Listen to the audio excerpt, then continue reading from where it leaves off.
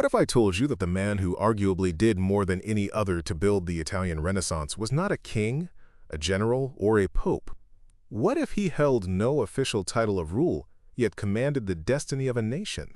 This man was a banker from Florence, and his story reveals the intricate and often brutal connection between money, power, and the creation of timeless beauty. Welcome to 10-Minute History. I'm your host, Jake Sullivan, and today we're diving deep into the life of Lorenzo de Medici, a man known to history as Lorenzo il Magnifico, Lorenzo the Magnificent.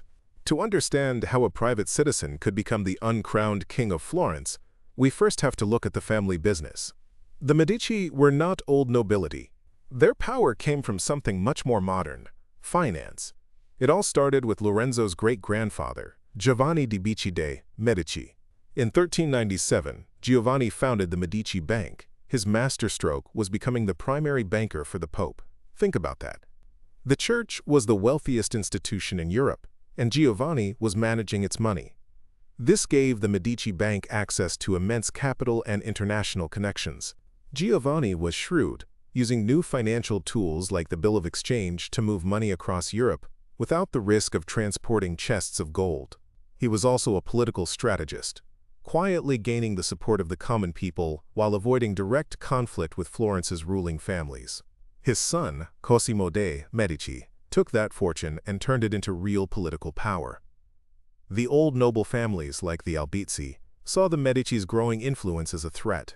In 1433, they had Cosimo arrested and exiled from Florence. But this backfired spectacularly. The Medici Bank was so essential to Europe's economy that its disruption caused chaos. A year later, the government was overturned, and Cosimo was welcomed back as a hero, earning the title Pater Patriae, or Father of the Fatherland. Cosimo perfected the art of ruling from the shadows. He never held an official title, but he made sure that every key government position was filled by someone loyal to him. He also understood that art was power. He was the first great Medici patron, funding the completion of the magnificent dome on the Florence Cathedral, and sponsoring geniuses like the sculptor Donatello. He didn't just buy art, he was legitimizing his family's rule, showing that Medici power meant splendor for Florence. After Cosimo came Lorenzo's father, Piero, known as the Gouty, because of his terrible health. His 5-year rule was shaky, but he survived a major conspiracy, and, most importantly, he recognized the incredible talent in his young son Lorenzo. He gave Lorenzo the best education possible and sent him on diplomatic missions across Italy, preparing him to lead. When Piero died in 1469, a 20-year-old Lorenzo was asked to take "care of the city and the state."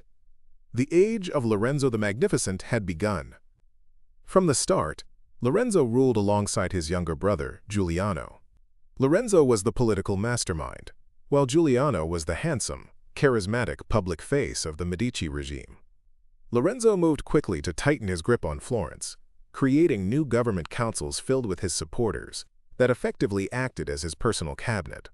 He also continued the family tradition of patronage, commissioning art and throwing lavish festivals to keep the public entertained and display Medici wealth.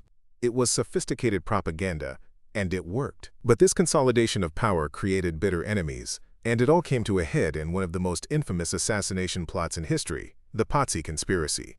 The Pazzi were a rival banking family, jealous of the Medici's power.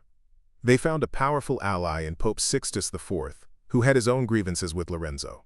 Together with the Pope's nephew and the Archbishop of Pisa, they hatched a simple, savage plan: kill Lorenzo and Giuliano at the same time, in public, to trigger a coup. The place they chose was the Florence Cathedral. The time was during High Mass, on Sunday, April 26, 1478. The signal was the ringing of the bells at the most sacred moment of the service. As the bells rang, a group of assassins lunged at Giuliano, stabbing him 19 times. He died instantly on the cathedral floor. At the same moment, 2 priests attacked Lorenzo. But they were priests, not killers, and they only managed to inflict a minor wound on his neck. Lorenzo, a skilled swordsman, drew his own blade, wrapped his cloak around his arm as a shield, and fought his way to the sacristy, where his friends barricaded the heavy bronze doors. The coup was a spectacular failure. The plotters assumed the people of Florence would celebrate being liberated from the Medici. They were dead wrong. When the citizens heard what happened, and saw Lorenzo emerge alive. They rose up in a furious mob. The cry of, "Palle, Palle, Palle!" The Medici rallying cry referencing the balls on their coat of arms echoed through the streets. Vengeance was swift and horrifying. The lead conspirator, Francesco de' Pazzi, was dragged from his bed and hanged from the windows of the town hall. The archbishop was hanged right next to him, still in his formal robes. Over 80 people connected to the plot were executed, and their bodies put on display as a gruesome warning. Lorenzo even commissioned the famous painter Sandro Botticelli to paint frescoes of the hanged traitors on a public building, a constant reminder of the price of treason. The Pazzi Conspiracy was meant to destroy Lorenzo. Instead, it made him an absolute master. He had survived an attack blessed by the Pope, and his brother's death made him a martyr. His power was now unquestionable. But the Pope was enraged. He excommunicated Lorenzo and launched a war against Florence, allying with the powerful King of Naples. For 2 years, Florence was under siege, its treasury draining, its defeat seeming inevitable. This is where Lorenzo made the boldest move of his life. In 1479, he secretly sailed to Naples to negotiate face-to-face with his enemy, King Ferrante, a man known for his cruelty. It was an incredible gamble. Lorenzo could have been imprisoned or killed. But for 2 months he used his intellect, charm, and the financial power of his bank to win the king over.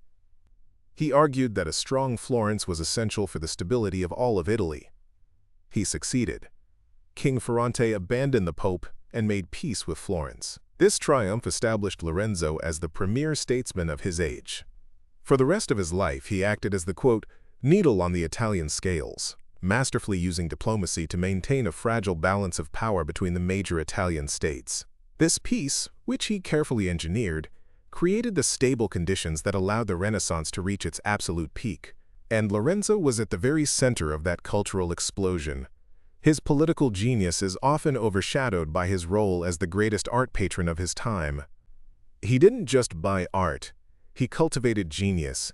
His court was an ecosystem of talent. Sandro Botticelli was his favorite painter, creating masterpieces like Primavera and The Birth of Venus, works that were infused with the philosophical ideas of Lorenzo's inner circle.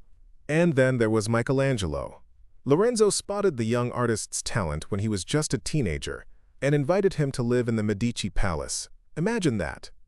A young Michelangelo, eating at Lorenzo's table, learning alongside his sons, surrounded by the greatest art and minds of the age. This was Michelangelo's real education. Even Leonardo da Vinci got his start in Lorenzo's Florence before Lorenzo sent him to Milan as a diplomatic gift, launching his international career. Lorenzo's patronage was a form of soft power. By making Florence the most beautiful and intellectually vibrant city in the world, he cemented his own prestige and power. But here is the great contradiction of Lorenzo de Medici. For all his brilliance as a patron and a diplomat, he was a terrible banker. He treated the Medici Bank like his personal piggy bank, making huge, unrepayable loans to political allies and foreign leaders to secure their favor. He even dipped into public funds to keep the bank afloat. The foundation of his family's power began to crumble under his neglect. In his later years, a powerful voice rose in opposition, a Dominican friar named Girolamo Savonarola. Savonarola was a fiery preacher who railed against the corruption and excess of Lorenzo's world. He condemned Lorenzo's luxurious lifestyle and the pagan themes he saw in Renaissance art. His apocalyptic sermons captivated many Florentines who were growing tired of high taxes and Medici rule. Lorenzo died on April 8, 1492, at the young age of 43. His death was seen as the end of an era.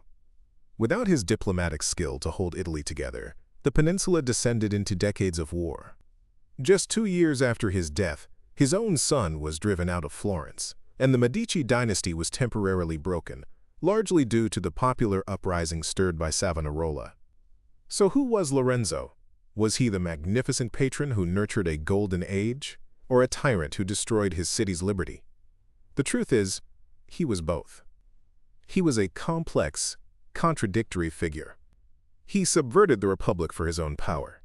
Yet he used that power to foster some of the most extraordinary cultural achievements in human history. The beauty of a Botticelli painting and the power of a Michelangelo sculpture are forever linked to the ambition of the banker who paid for them. His legacy is alive today. Nations still use culture as a form of soft power, a strategy Lorenzo perfected 500 years ago. And the millions of tourists who flock to Florence every year come to see the world that Lorenzo built, making his cultural investments an economic engine for the city to this very day. Lorenzo il Magnifico shows us that a single, determined individual can bend the arc of history. He held a fragile peace, and in that peace, he cultivated a garden of genius whose fruits we all still enjoy. So what are your thoughts on this? Was Lorenzo a hero or a villain? Let us know down in the comments. If you found this interesting or learned something new, please give this video a like, and don't forget to subscribe to 10-Minute History for more deep dives. Thanks for listening.